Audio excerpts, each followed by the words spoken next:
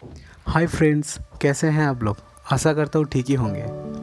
आप सबको पता है मेरे पास 2 सोलर पैनल्स पहले से ही था और मेरा सेटअप जो था वो 4 पैनल्स का था।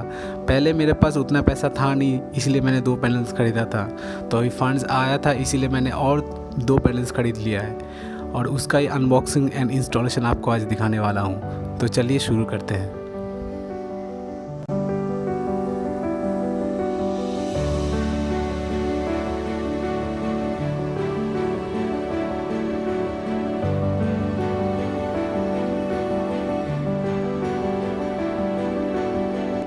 ये पैनल मैं दिल्ली के एक डीलर से ख़रीदा था और उसका डिटेल्स मैं नीचे दे दूँगा ताकि आप लोगों को सुविधा हो।